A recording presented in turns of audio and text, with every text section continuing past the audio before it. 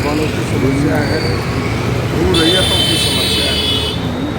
जिसने अडानी को वहाँ स्थापित किया उनकी समस्या है। सर आईडी पर कीजिएगा सर। उन्होंने अपनी ज़मीन भी दी, आज अपने हक और अधिकार के लिए उन्हें जान देना पड़ रहा है। हमने मुख्यमंत्री जी को पूरी घटनाक्रम से अवगत कराया है और जो शर्त है उन शर्तों से भी अवगत कराया है।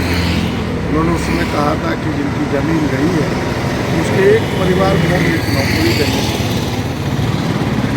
पहले तो उन्होंने अपनी अडानी कंपनी में नौकरी दिया नहीं, दिया ऐसी कंपनी में जो आउटसोर्सिंग सर आईडी पर कीजिए। और कहा था कि 2 साल का जब आप एक्सपीरियंस होल्ड कर लीजिएगा, एक्सपीरियंस प्राप्त कर लीजिएगा, तब फिर अडानी कंपनी में आपका स्थायीकरण किया जाएगा।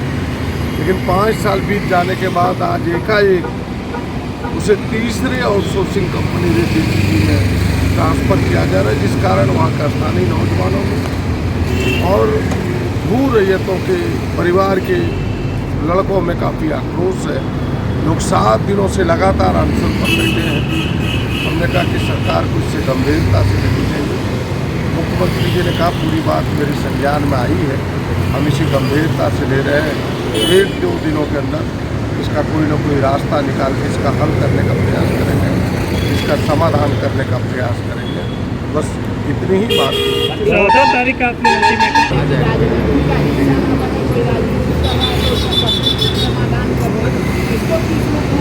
उद्योग मंत्री हैं, उन्हें हक है कहने का, उनको समाधान करना भी चाहिए, प्राइवेटी से करना चाहिए।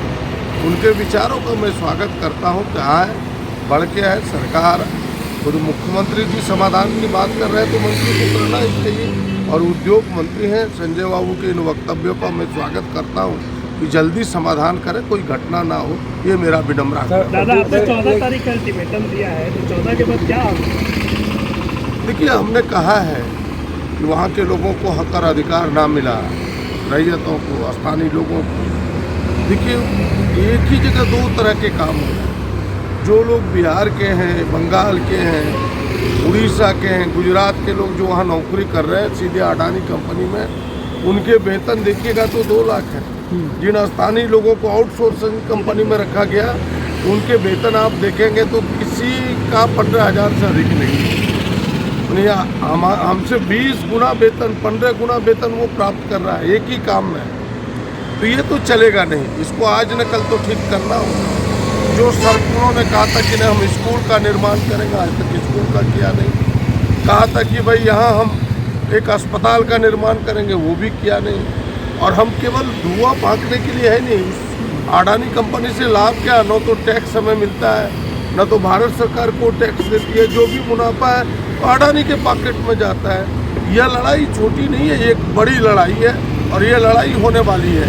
इसलिए हमने कहा कि ये जो पहली समस्या, आज गंभीर समस्या स्थानीय नौजवानों की आई है, अगर 14 तारीख तक निदान नहीं हुआ तो इसकी लड़ाई हम आगे लड़ेंगे। लेकिन प्रदीप जी, ये निशिकांत दुबे हैं, वो उन्होंने कई उदाहरण दिए कि अडानी के पहले जिंदल ने भी वहाँ पर लगाया था प्लांट, वो बंद हो गई। फिर आपको नहीं, वो आधी अधूरी बात कहते हैं, आधी अधूरी बात।